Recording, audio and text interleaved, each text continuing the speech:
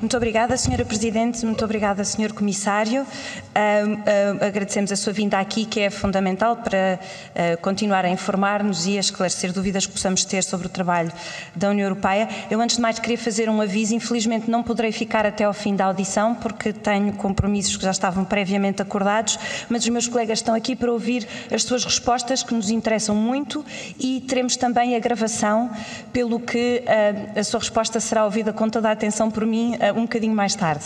Portanto, agradeço desde já a sua compreensão. Eu gostava de começar por referir que a Grécia, em janeiro, aprovou mais um pacote de austeridade, como saberá, enquanto Portugal, e comparando isto com a situação de Portugal, Portugal já vai entrar no terceiro ano sem nenhum programa de ajustamento e até, e como referiu, com uma situação cíclica de crescimento bastante favorável. E é interessante para nós ver que o Presidente do Eurogrupo, que também é o Ministro das Finanças em Portugal, vai em Bruxelas reclamando para si os louros das reformas que foram feitas e que permitiram que Portugal estivesse neste momento nesta situação positiva e certamente bastante mais positiva do que a situação da Grécia.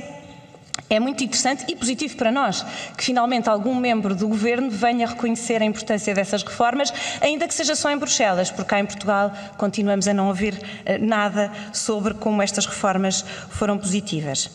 Ainda assim, Sr. Comissário, registramos com alguma preocupação um facto que referiu aqui, que é o facto da previsão da Comissão Europeia para Portugal, para o crescimento, ser de uma desaceleração em 2018 e em 2019, respectivamente para 2,2% e 1,9%. Isto coloca-nos outra vez numa posição em que vamos divergir da União Europeia. Para nós é muito preocupante e, embora seja positivo que o Ministro das Finanças e o atual Presidente do Eurogrupo valorizem as reformas que foram feitas anteriormente pelo anterior Governo, é muito preocupante para nós que não falem nunca e não implementem nenhuma reforma para evitar que esta desaceleração aconteça e para evitar que voltemos a divergir outra vez da União Europeia. E por isso gostava de lhe perguntar, na sua opinião, quais são as reformas que mais contribuíram para a recuperação que ocorreu, sobretudo até o início do ano passado, e, sobretudo, e mais importante para nós neste momento, quais são as reformas necessárias para evitar a desaceleração que a Comissão está a prever e evitar esta divergência com a União Europeia. E depois uma pergunta específica sobre as reformas. O Sr. Comissário falou em problemas no mercado de trabalho, não especificou quais eram e, portanto, eu gostava de saber, na opinião da Comissão Europeia, quais são esses problemas e se tem uma comparação do regime português e de regimes noutros países que tenham taxas de emprego mais elevadas e taxas de desemprego mais elevadas e quais são as diferenças que justifiquem estas dificuldades que o Sr. Comissário referiu sobre o mercado de trabalho.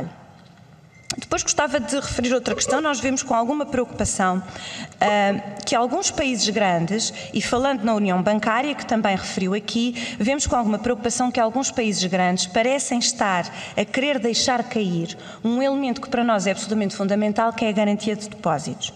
E é fundamental na nossa perspectiva porque assegura o equilíbrio e a eficiência da União Bancária. Sem este elemento, para nós a União Bancária torna-se muito menos eficiente e até em certos aspectos pode ser, em certas circunstâncias, um bocadinho tornar a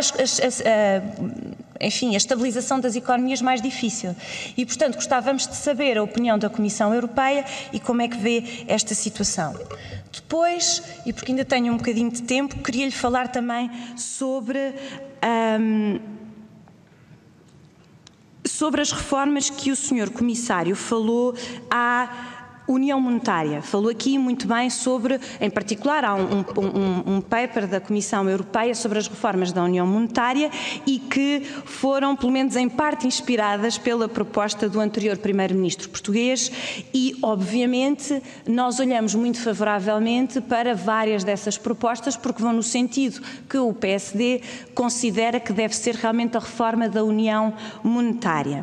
E, portanto, o que nós gostávamos de lhe perguntar neste momento é que que depois destas iniciativas que foram lançadas e desta reflexão que foi lançada pela Comissão Europeia, e muito bem, embora se calhar na nossa perspectiva já um bocadinho tarde, porque o anterior Primeiro-Ministro já tinha pensado nisto 2 anos antes, em 2015, mas enfim, a Comissão Europeia começou esta reflexão, ou pelo menos divulgou esta reflexão em 2017, no verão de 2017, e portanto gostava de saber qual era, na sua opinião, aliás, qual é o estado do debate sobre estas reformas. Muito obrigada, Sr. Comissário.